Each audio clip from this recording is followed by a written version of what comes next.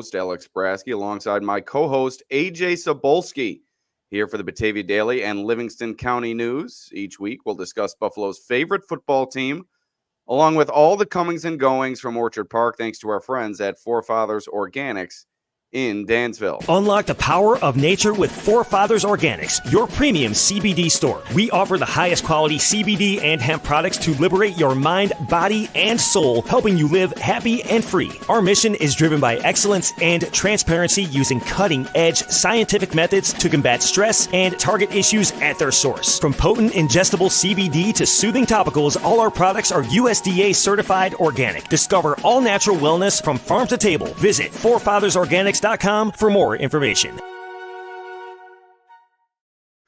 All right, AJ, a Friday afternoon pod for the people here, right now. Been a brief hiatus for us. Needed to regroup after the surge that it was to start the regular season. 2 games in 5 days. Had a little bit of a respite. Got our feet back under us, and now we're ready to go for Week 3. Bills enter Week 3 at 2-0. Face off with the Jacksonville Jaguars at 7:30, I believe, is the kickoff time on Monday night. So another stress-free weekend of football for Bills Mafia before ramping things up, like I said, on Monday night. Today, we'll talk about where Buffalo sits in the pecking order in the AFC and the entire NFL, while breaking down how Buffalo's once vaunted schedule looks after the first 2 weeks of the season. We'll also dive into some player evaluations, and discuss the path forward as the Bills look to absorb a few key injuries on the defensive side of the ball. AJ, as we sit here today, 2 weeks into the season, do you view this team as better, worse, or right about where you thought they'd be entering Week 3? I think, from my perspective, a bit of an improvement in terms of where I thought they'd be heading into Week 3. I thought they would be 2-0, but the way that they've done it, storming back against the Cardinals and then blowing out the Miami Dolphins, very, very impressive. Where do you see things entering Week 3?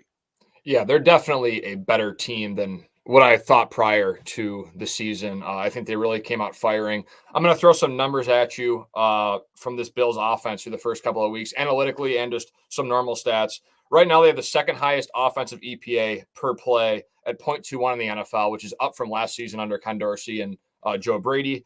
They have the second highest EPA per pass. They average the 9th most yards per play. Josh Allen has yet to record an interception, so he hasn't done that since the 2022 season, through 2 games, I mean.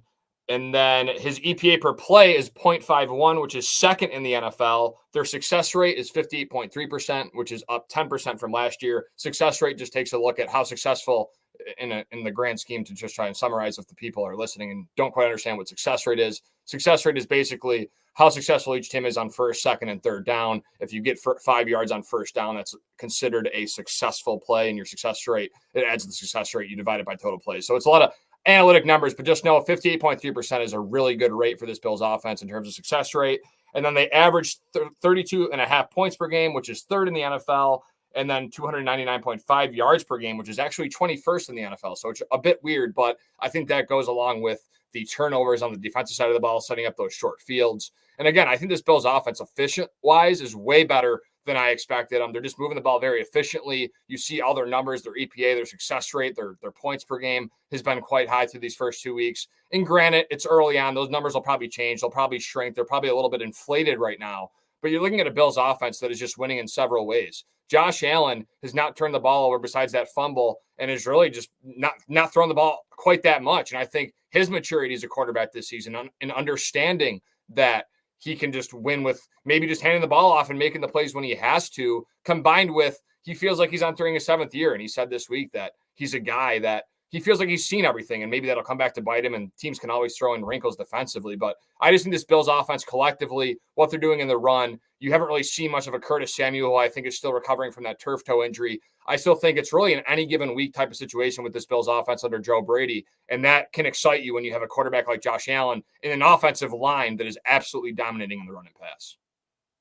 Yeah, a lot there from AJ. I started the offseason 14-3 with my prediction in terms of the Bills' overall record. I scaled it back after training camp and leading into the preseason. I settled on 12-5 entering the regular season, but I think I'm right back at 14-3, and we'll get to the schedule talk a little bit later and kind of break things down and what to expect from the Bills moving forward throughout their regular season schedule. But before we get to that overarching conversation, let's touch on a few topics from practice this week. DeJuan Smoot returned to the practice field in limited fashion Wednesday, Thursday, and now Friday on the injury report, marked limited all 3 days.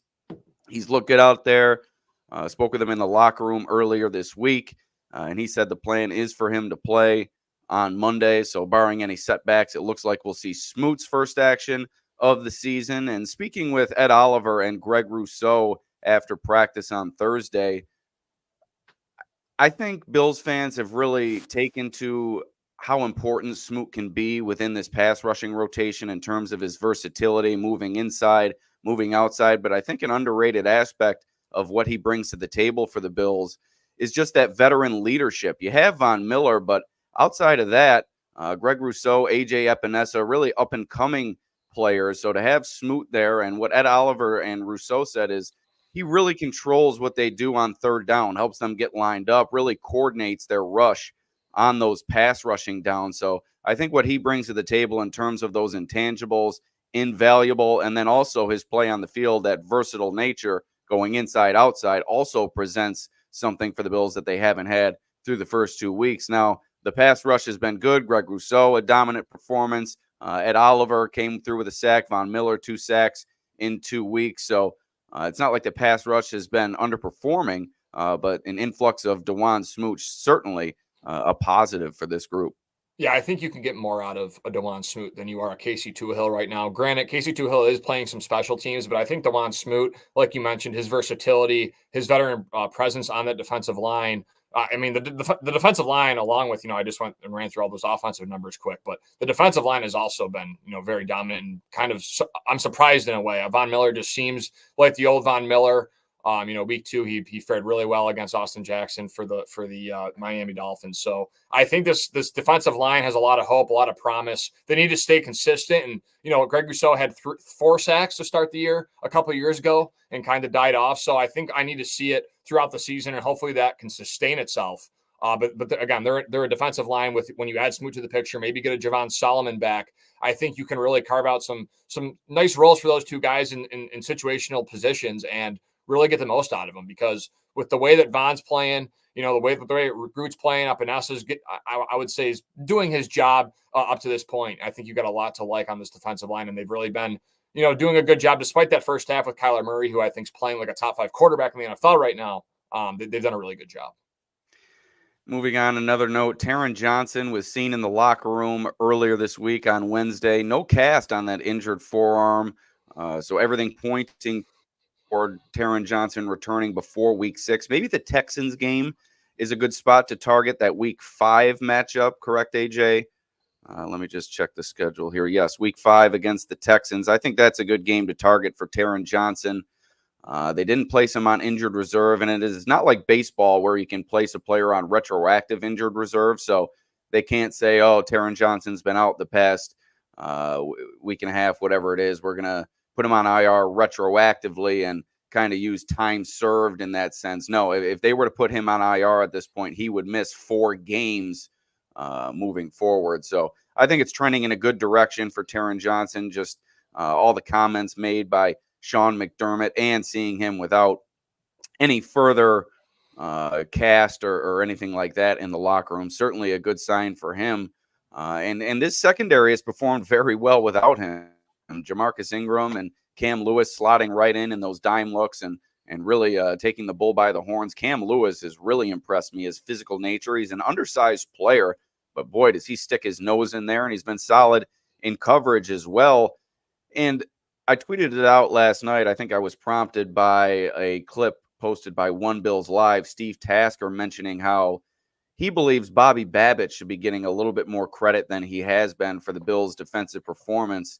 Sean McDermott's fingerprints are all over this unit. There's no doubt about that. And he's the head coach, and he's a defensive-minded coach. He's going to get the lion's share of the credit and the blame, for that matter, for everything that happens on the defensive side of the ball. But if you look at Babbitt and what he's done with this team over the past however many years. His fingerprints have been all over the linebacker room and that secondary, two positions that they've encountered so many injuries to start this year, and they haven't missed a beat. And I think a lot of that is due to Babbich's leadership, not only this season, but in the past, really developing those players. Cam Lewis, I think, in his 6th year in the system. Jamarcus Ingram has been around. Balin Spector for a couple of years.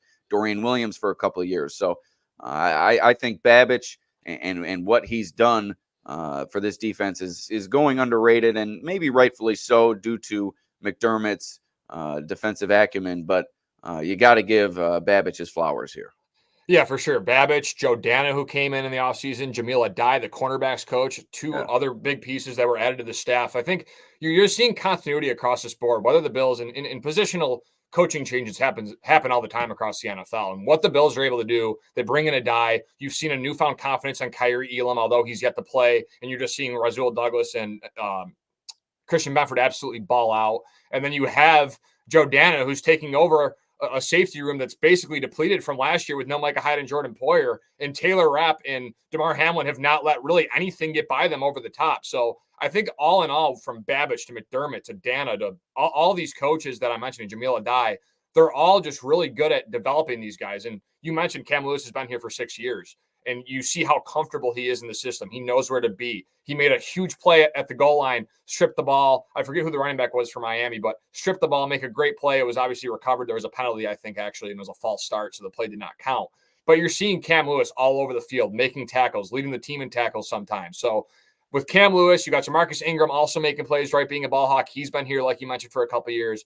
I think this Bills defense, what Sean McDermott, Bobby Babich, of the forefront of this, they're just really able to develop these players. And you're seeing two undrafted free agents making huge plays against the Miami Dolphins offense that's, highly regarded as one of the best in the league each and every year, with Tua, Tyreek, and Jalen Waddle. And you hold those guys to, I wrote it down, you held them to a combined 65 yards, and you also held Marvin Harrison Jr., who went off for 4 catches and 130 yards and 2 touchdowns in week 2, to a catch and 4 yards. So this secondary, although it was considered depleted by many because of the Trey White loss, the Micah Hyde and Jordan Poyer loss, this coaching staff, these players who have stepped up, who have been in the system, they're ready for this moment.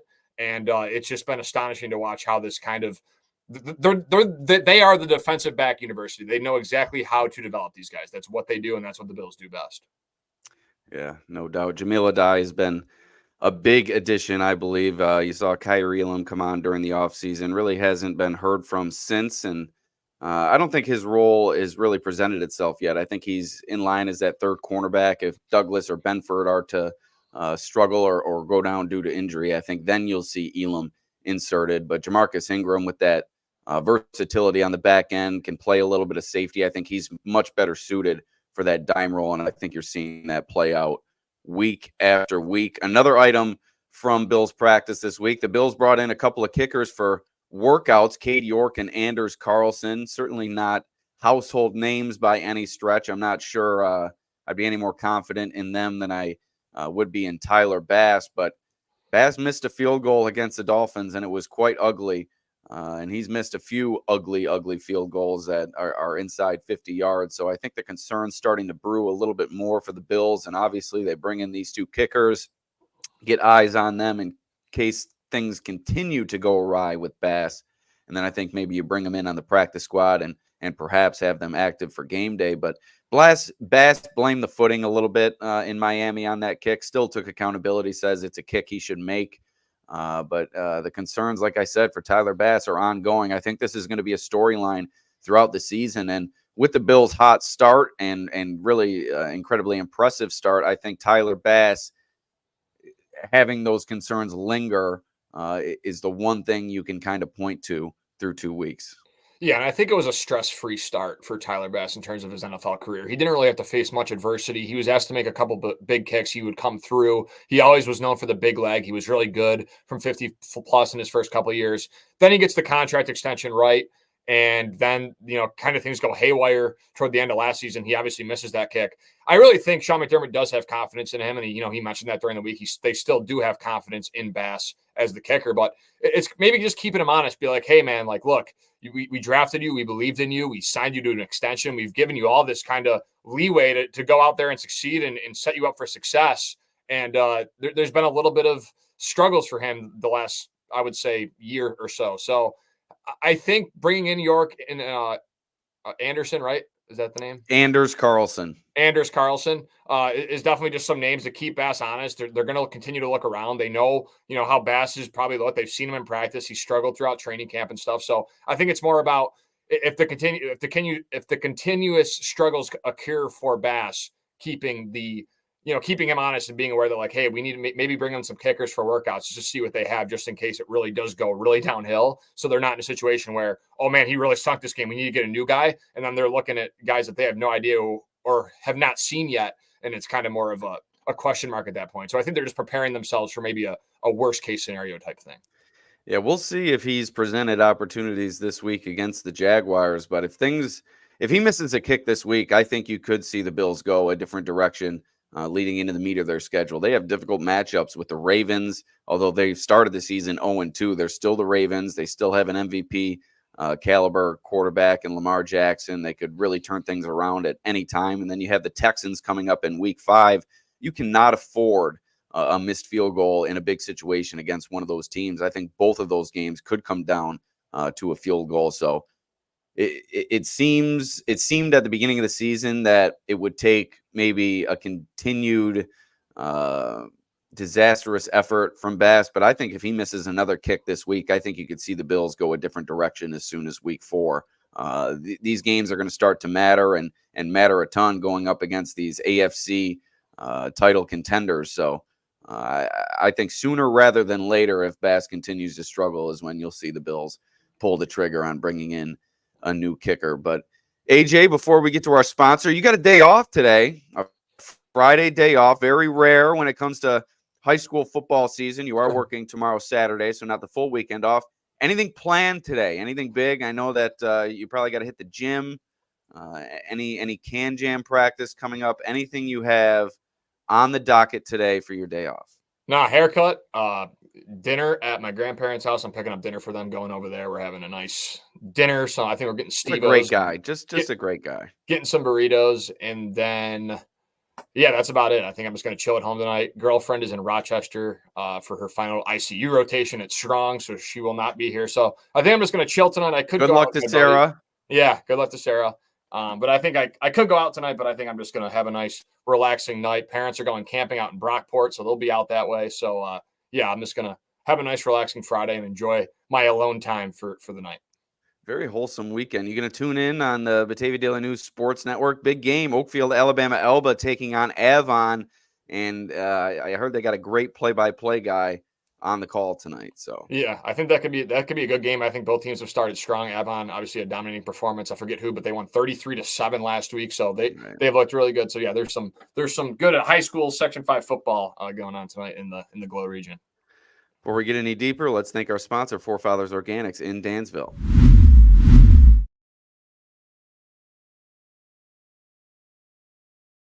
At Forefathers Organics, their mission is to liberate, educate, and innovate with the highest quality CBD and hemp-derived products for your mind, body, and soul so you can live happy and free. Visit them at 87 Franklin Street in Dansville, online at forefathersorganics.com, or call them at 585-335-2223 to learn more about the products they offer.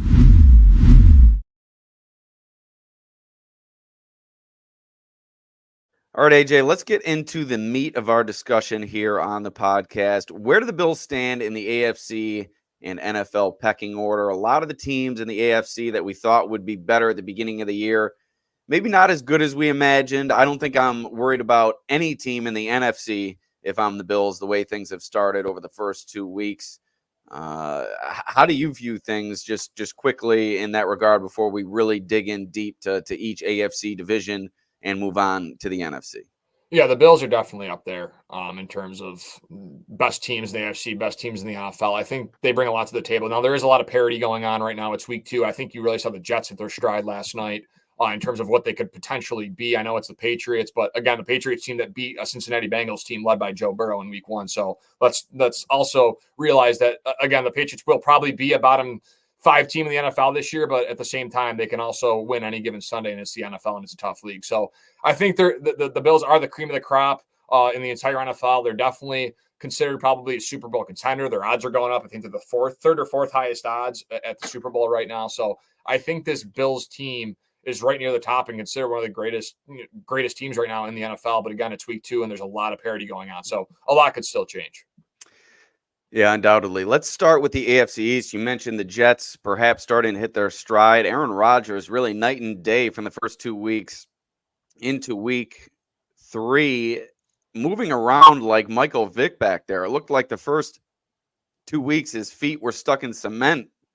And now scrambling, looking like the old Aaron Rodgers, making plays on the run. If he's able to do that, and the Jets are able to stay healthy around him, and the defense can start to pick things up after a struggle in week 1 and 2, a little bit better of a performance in week 3. If they can continue to ramp things up, this Jets team could be dangerous, as we all thought to begin the year. They got 2 quality running backs. Braylon Allen, the rookie, has really burst onto the scene, a speedy back. He's contributing along with Breece Hall. Garrett Wilson catches a touchdown last night. So everything clicking for the Jets last night against the Patriots, albeit it is the Patriots, an undermanned team starting a journeyman quarterback. They really aren't expecting much out of their team this year, really playing for the future. But the Jets certainly showed you what they can be, albeit against a lesser team. And then the Dolphins, without Tua Tagovailoa for God knows how long. If you asked me after week 2, I would say the Bills far and away, no doubt, clear-cut winner in the AFC East. But after watching last night, the Jets starting to creep back into relevancy. But in terms of the Patriots and Dolphins, I just don't see them as a threat right now.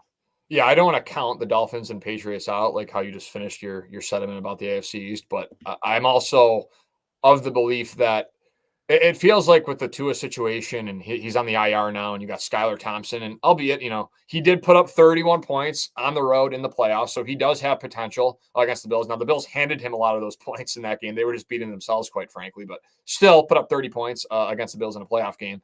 I think there might be some room for the Dolphins to be successful, but again, I think with their schedule and just the loss of Tua, I think it really hurts what they want to do. They still have a lot of talent if they can get the ball into Achane's hands, and Tyreek Hill and Jalen Waddle get them in space. But I really feel like the Dolphins are in that third spot right now. Obviously, I still would like them more than the Patriots. Even I think with the Tua injury, I still think that the Patriots just have so many questions marks on the offensive line. I mean, Hunter Henry's a good player and he's been reliable throughout the start of the season. But what do they really have? Jalen Polks looked like a good rookie for them, but they just have a lot of losses on defense. Barmore, Matthew Judon's not there anymore, so they're just kind of. It's a rebuilding year, like you mentioned. And then with the Jets, I think you're spot on with how I feel about them. I think the week 1 matchup against the Niners was always a tough matchup for a team that you bring in a lot of new pieces. You trade for a Morgan Moses. You add a Tyron Smith on the offensive line. So a lot of new pieces on that Jets front. Plus, you're adding an Allen Lazard, who's Aaron Rodgers' best friend, who didn't really do much last year with Zach Wilson on that team. So you have Lazard more involved. Tyler Conklin looked great last night in terms of a starting tight end for that team. Garrett Wilson's always reliable and probably a top 10 talent-wise receiver in this league.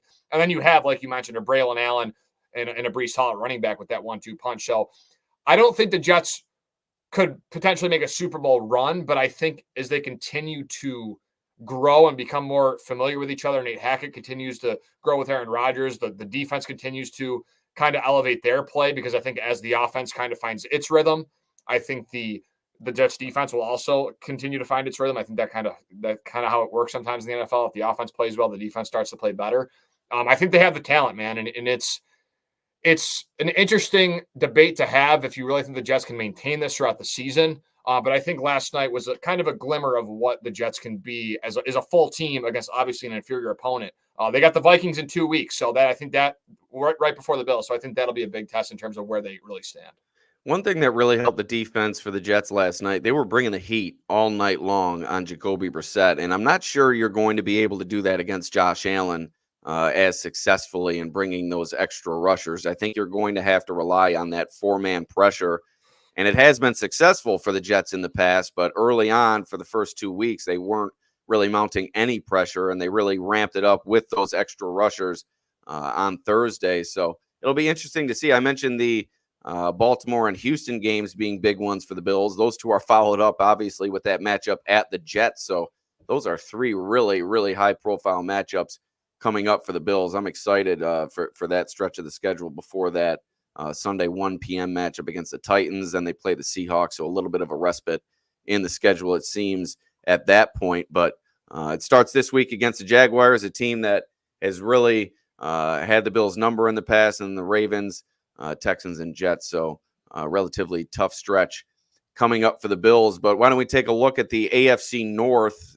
We mentioned the Ravens matchup coming up on Sunday night in week 4. They're 0-2. They bring in Derrick Henry. He's kind of had maybe a modest start to the season. Certainly hasn't exploded onto the scene for them. I think maybe more to come for him as he gets acclimated and they kind of determine what they want to do with him. But Lamar Jackson has left a little bit to be desired, I think, early on in the season. What are your thoughts on the Ravens and really the AFC North overall? The Browns have had a volatile start with Deshaun Watson. Good game this past week, but you really never know what you're going to get from him. Cincinnati, their usual 0-2 start. And then somehow the Justin Fields Steelers are leading that division. I'm not sure that's going to last. That's just kind of Mike Tomlin being Mike Tomlin. I would still expect them to hover right around 500 at season's end, but who knows? Like I said, Mike Tomlin magic. How do you view the AFC North? The Ravens were what seemed to be the clear-cut leader in that division entering the season, but things seem to be shifting a bit, perhaps. Yeah, I think the Steelers, they're going to win games. Right? That's what they do with Mike Tomlin. They're going to win 9-10 games every season. They're going to, and it's going to be like 17-10 victories. They're not going to put up crazy points. They're going to win these games 17-10. As Lewis here in Facebook is from Brazil, tuning into the Right Here, Right Now pod on this lovely Friday afternoon. Thank you, Lewis, for tuning in. But yeah, this AFC North is interesting. Like I said, the Pittsburgh Steelers, they're going to be gritty. They're going to find ways to win. They're going to win with their defense. Justin Fields is a mobile guy, can keep you honest. They have George Pickens, who's a very elite receiver in this league and has gotten off to a strong start this year. The Bengals, I think as long as Jamar Chase and T. Higgins are on the field, I think they're a very good team. I think Mike Gesicki has been a good addition for them at the tight end room. And they have a nice running back duo with Zach Moss, Chase Brown. Defensively, Trey Hendrickson's just been a menace. He almost single-handedly led the Bengals to that victory over the Chiefs. He was just constantly dominating the Chiefs left or right tackle. I forget which one, but he was dominating the tackle he was going against all game. The Ravens are interesting. They have a matchup with the Cowboys this week, so that's a tough game, right? Then they go to Buffalo. Well, you'd think so, but not judged on how the Cowboys played this past week. Yeah, so it's still a tough game, I think, because it's Dallas, and they're always they're very inconsistent. But if they're on, right?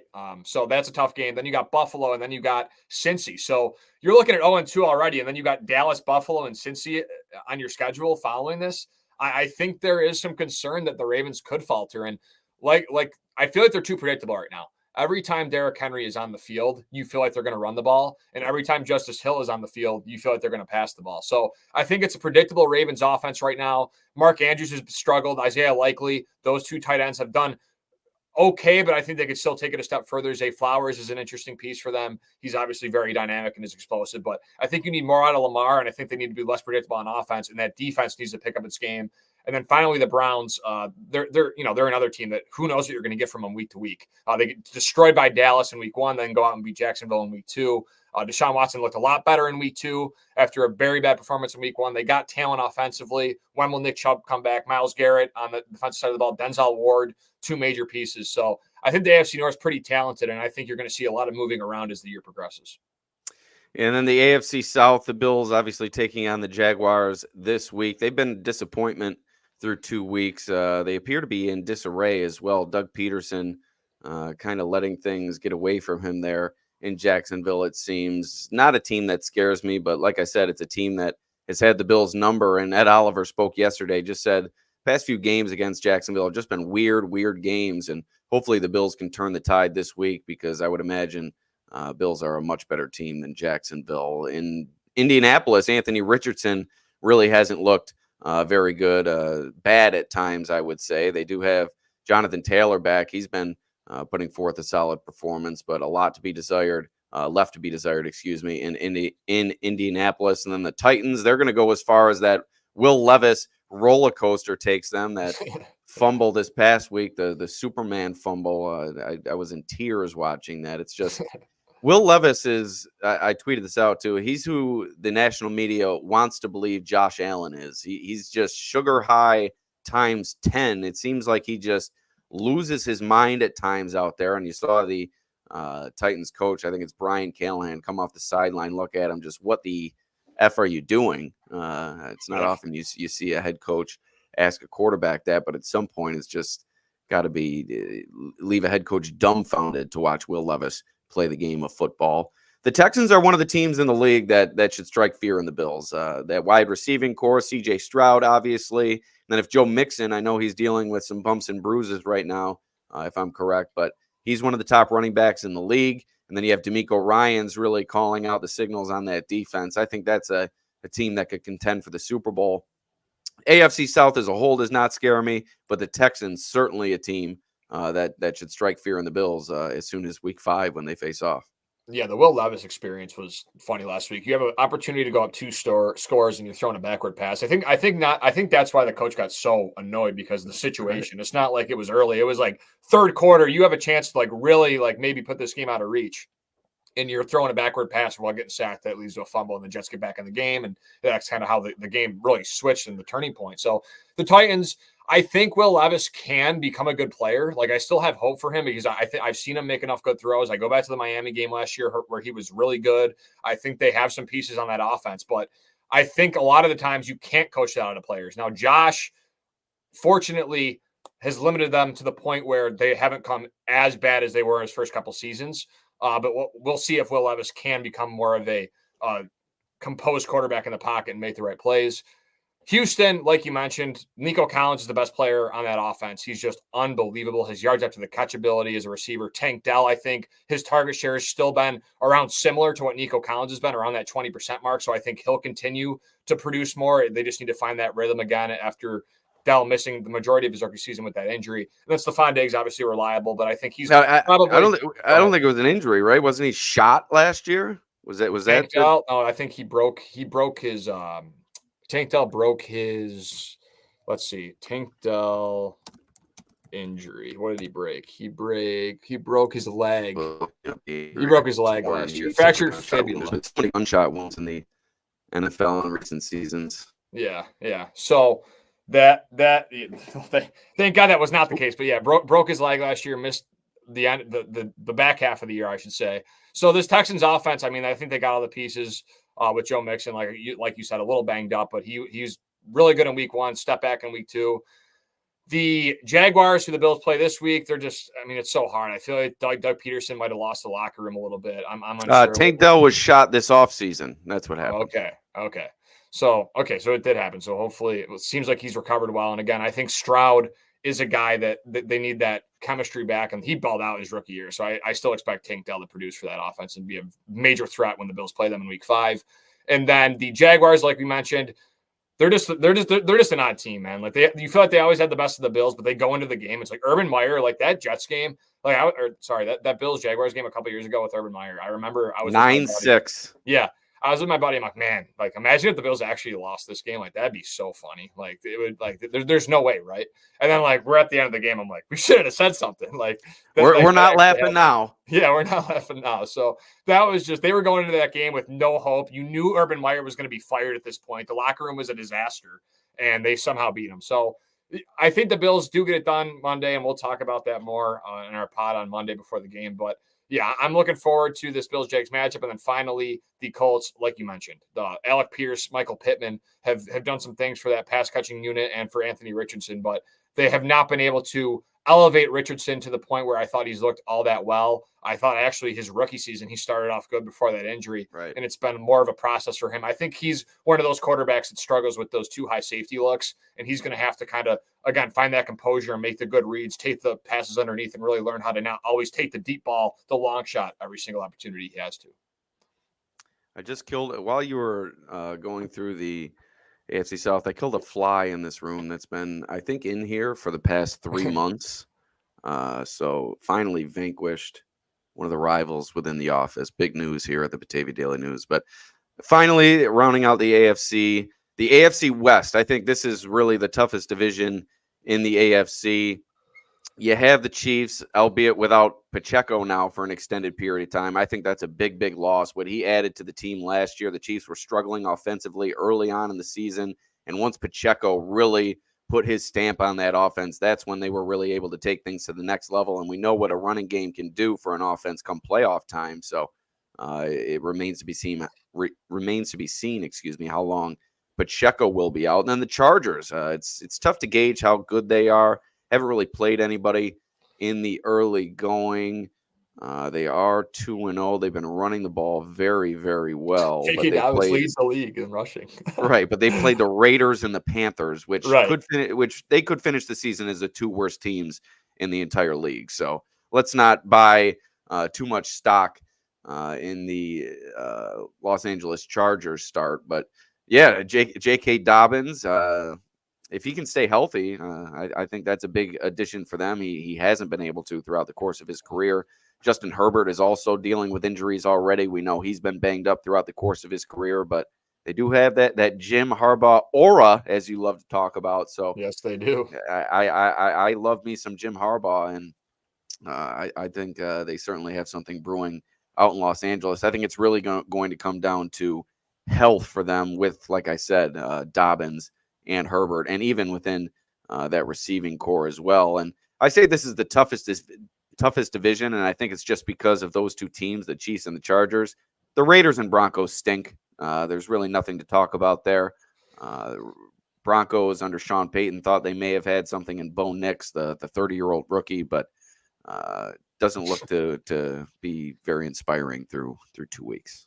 Yeah, I think there needs to be a conversation had about Sean Payton. And maybe that's a different podcast or somewhere down the line. Hey, let's have it. Let's have it right now, AJ. What's the conversation? How he is one of the most overrated coaches in NFL history? Yes, I think he is, quite frankly. I think he's a guy that he had success with New Orleans. He made that one Super Bowl run, like we talked with Drew Brees, right? And like we talked about though previously, like one Super Bowl for a coach can change the whole perspective. Like if Sean McDermott wins a Super Bowl, everyone's gonna be like, "Oh my God, look at what he did here! Look at what he did in 2021, even during the 13 seconds. Look at his regular, everything changes, the whole dynamic." So I think when Sean Payton won that, everything changed. He's obviously a great offensive mind. I still think Bo Nix has potential, but obviously a rookie. In the way the NFL is kind of transforming this season with the two high safety looks and what the NFL is kind of doing, and why I have more confidence in the Bills is because Sean McDermott was one of the guys that he allows the least explosive plays, and they run cover 2 27% of the time, which is second highest in the NFL. So they're a team that has been doing it for years, and I think they kind of known that this is kind of the way it's trending, and we're going to go get Connor McGovern. We're going to draft Osiris Torrance. We're going to bring in David Edwards, right? We're going to get all these, bring in Ray Davis, utilize James Cook in the run and pass. And I think you're seeing why this Bills offense is having success. But yeah, Sean Payton, man, he definitely, I would say, a bit overrated at this point. I think his job could be on the hot seat if he doesn't figure it out. Maybe not this year, but going into Knicks' sophomore season. So that about rounds things up for the AFC. And like I said, I'm not too worried about any team in the NFC at this point. If you look at how things have gone there, the 49ers, the Super Bowl runners up, lose this past week. Remind me who they lost to, AJ, please. The Vikings. Yes, the Vikings. That's a team that's really burst onto the scene. Sam Darnold, baby. Yeah, right. Your futures pick paying off. Your Sam Darnold touchdowns. That might hit in week 5. Yeah, right. What's the number? 19.5. Yeah, I mean, geez, what does he have already? 5? I think he has 4 or 5. I believe so. So he's on pace for sure. I mean, he's way ahead of pace. Let's see here. He has 4 touchdowns right now in 2 games. Yeah, so that's a great pace. and through 2 weeks, I think the top 3 teams in the NFC have been the Tampa Bay Buccaneers, the New Orleans Saints, and the Minnesota Vikings. All 3 2-0. Yep. And the Saints obviously putting up some incredible offensive numbers. You have Baker Mayfield experiencing a career resurgence with those 2 quality wide receivers, Mike Evans and Chris Godwin. And then the Vikings, Sam Darnold, a new lease on life with perhaps the best wide receiver in football in Justin Jefferson, excuse me. But do any of those 3 teams seem to have the staying power that they're going to need to become a true Super Bowl contender? I don't think so. I think they're good stories early in the season. Certainly have a lot of talent around those quarterbacks, but I'm not sure Baker Mayfield, Sam Darnold, and Derek Carr are really striking fear in any opponent come December and January. Yeah, I will say, and Ben Solak tweeted out because Thank you, Kelly. Thank you, Kelly. There's been a lot of discussion about like the two high safeties, and I keep going back to it, but he used an example. He's like, you know how you beat two high safeties? You let Raheed Shaheed run a post route for 60 yards and let Derek Carr rip one. And like, it was just funny because like Ben Solak's like, yeah, be more like Derek Carr, but like he was kind of joking at the same time. So I just thought it was funny from Ben. He's over at ESPN now. He's always been someone I really enjoy and brings so much very in-depth coverage. Yeah, very in-depth coverage. So it's just funny. But yeah, with those three teams, I would say the team that gives me the most promise with those, if you're narrowing it down to the Vikings, Saints, and Bucks, would be the Buccaneers, just because the continuity they have, and I think Baker Mayfield is playing it like not first overall pick worthy, but like a franchise quarterback right now. He's getting the ball out to Chris Godwin. They have him Mike Evans, who's always reliable, and I still feel like has not lost a step. They've struggled a bit rushing wise. Rashad White's has had a bit of a struggle to start the season, but Baker's legs, his ability to move, to make the extra play, and then their defense, all that with the continuity that they've had offensively for the first couple of years compared to the Saints and Vikings, I think the Bucs do give me some hopes that maybe they can make a run. They beat a Detroit Lions team last week that has really high aspirations. Right now, the Bills are clearly better than the Detroit Lions going into week 3. So I would say that, and then you always have to worry about the Niners, Alex. You have the Christian McCaffrey injury. Jordan Mason's still in greatly for them and is still kind of produced like a McCaffrey, maybe not to the extent, but still produced quite well.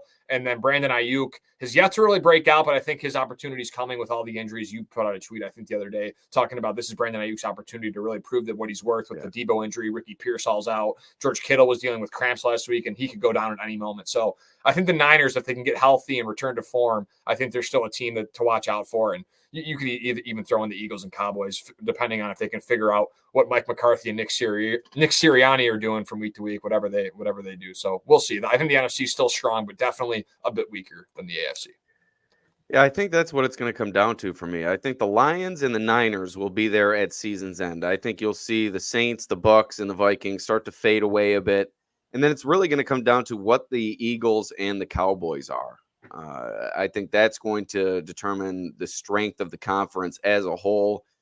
The Eagles have been up and down, seem to be going through kind of an identity crisis. You lose those two coordinators a few years ago, really haven't been able to be the same since. Nick Sirianni could be on the hot seat. He's not one of my favorite head coaches in the NFL. I know he's a relatively local guy to Western New York, but I don't think he's done a very good job to start this year. And then the Cowboys. I've always been a Mike McCarthy fan. He kind of is the example of you win a Super Bowl earlier in your career and you kind of can ride on that, but did have plenty of successful years in Green Bay. And I think he's still a strong offensive mind. It's just you have Mike Zimmer in there now running the defense, and he took the blame for that disastrous performance this past week against the Saints, said he didn't put his players in the right position. And that says a lot coming from Mike Zimmer, who on his way out of Minnesota really blamed everybody but himself for his shortcomings.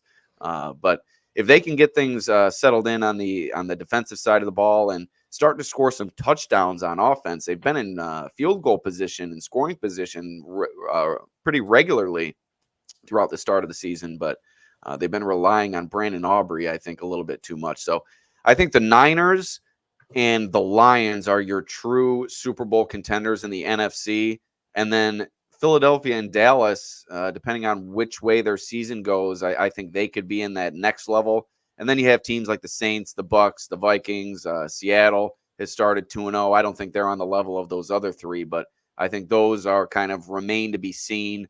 We'll see if they can keep it going. My bet is on more of those teams than not being able to keep it going. But like I said, we'll see what happens in the NFC. I think Brian Daboll and Joe Shane could be fired mid-season. Daboll lost all that weight, and it really looks like it's taking a toll on him. I think he might just need just have a cheat day. Just get away from Daniel Jones. Get away from Daniel Jones. Well, yeah, I think that would help too. But as someone who's also lost weight in his past, I think sometimes you just need a cheat day. Go off, have a nice cheat day, regain your bearings, and move forward. It really seems like Brian Daboll is not having a good time out there in New York. And you're right, it could be the the Daniel Jones syndrome.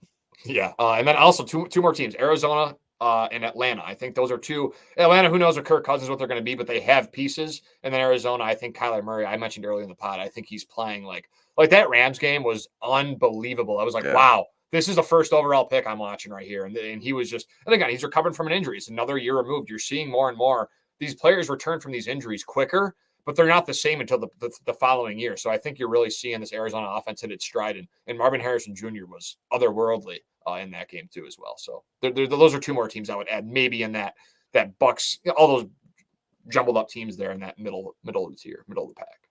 All right, let's go. Howard Simon picked the Bills to end the episode, AJ. Bills at 2-0. Jacksonville this week. Win or a loss? Win.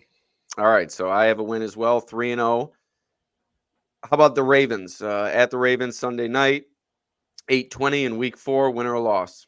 So I did my preseason. Like I went through every game for the schedule and did like all 17. So I had the Jags as a win and the Ravens as a loss. I think the Ravens are really going to need this game more than the Bills if the Bills win this Monday.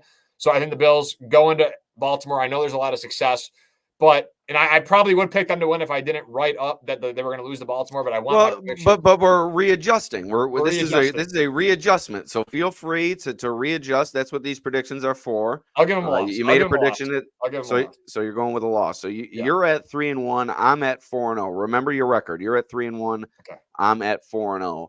I have them beating the Baltimore Ravens. Week 5 at the Texans.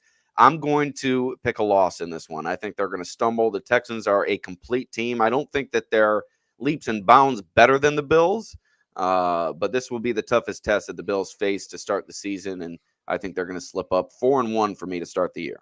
I would pick the Bills to lose this game. I think if it was later in the season, I still think, again, with their St. Dallas still getting back to form, maybe by week 5 they hit their stride and they get everyone involved. But I do not think Josh Allen is going to allow this team to go into Houston and come away with a loss. I just don't. So I'm good for that reason. I think it's going to be the Josh Allen game to start the season. I'll go with the win. Josh Allen carries the team. All right, 4-1 into 4-1, 4-1 into week 6 at the New York Jets. This is a Bills win, 5-1. The Jets look good against the Patriots, but it's the Patriots. I tweeted out jokingly during week 2, are the Patriots the second best team in the AFC East? Clearly, they're not. The Jets are certainly slotting in there with Tua Tagovailoa injured, but I think the way the Bills are playing right now, I think they can get to Rodgers in the pocket and really make it difficult on him. And I think the ground and pound style will suit them better than what they've kind of employed against the Jets in past years. So 5-1 for me to start the year out of week 6. I am going to go with a loss. I think it's one of the hardest things to do is sweep the division like the Bills have been doing year in, year out. So I think the Jets do get one early on the road. The Bills struggled there last season, and I think they do again with Aaron Rodgers there at the helm, and I think they move to 4-2. All right, 5-1, 4-2 into week 7. I'm pretty sure we both have a win against the Tennessee Titans at home. I don't think there's much. Yes. Okay, so 6-1, 5-2. Seattle Seahawks, tough game on the road, but I don't think the Seahawks are a 2-0 team. Truly, you are what your record says you are in the end. But I think as the season progresses, you'll see some chinks in the armor. Give me 7-1 to start the year, right? I'm forgetting already. Yep. 7-1 to start the year. Yeah, and then I had this as a loss in my write-up, but I'm going to switch that. I'm going to go win, so they'll go to 6-2. All right, week 9 against the Miami Dolphins. Tua likely still out for that game. He's been placed on IR, so misses at least 4 games. So that's the week he could return, I think, because they have a bye. I think they have a bye mixed in there too. So I think week 9 is the date. And it is 4 games if you're on IR. It's not 4 weeks. So if you have 4 games in 5 weeks, it's the 4 games as you alluded to there. So Bills, I'm going to pick them to win the way that they dominated them, even with Tua on the field. I don't think there's anyone in their right mind that would pick them to lose this game in week 9. Yeah, I think the Dolphins are outmatched. The Bills, I think, based off my schedule, coming off a divisional loss to the Jets, they can't afford 2. I'll go with thank you, Robert. I'll go with the win for the Bills. Couple of comments on YouTube today, AJ. We're trying to get the people over to YouTube a little bit more. I think it's a better viewing experience, especially on the rewatch. You can put it up on the smart TV. So make sure to like, follow, subscribe the Batavia Daily News YouTube page, and specifically right here, right now on YouTube. All right, so I have 8-1. You have 7-2 going in to Week 10 at the Indianapolis Colts. As it stands right now, it seems like this is going to be a win too. 9-1 for me in this game. Colts haven't shown me enough through 2 weeks, and the Bills, as they stand, look like a top 3 team in the NFL. Yeah, I'm going to go with a win here. I think this is a potential trap game going to Indy, but I'll give the Bills a win here. Yeah, really got to lock down Jonathan Taylor in that game. Bills have had trouble with the running game in the past in terms of allowing big games to explosive physical running backs. So they'll have to keep him in check. So 9-1 for me, 8-2 for you. Week 11 before the bye against the Kansas City Chiefs. I'm going to pick a loss in this one. The Bills have had success against the Chiefs in the regular season recently. Tough game. Patrick Mahomes, Pacheco, a chance to be back perhaps in Week 11. Yeah, 6 to 8 week injury. So what is it? Week 2? That might be again his first game back if he does miss the 8 weeks. All right, so I'm going to pick him to lose. That would be 9-2 for me heading into the bye.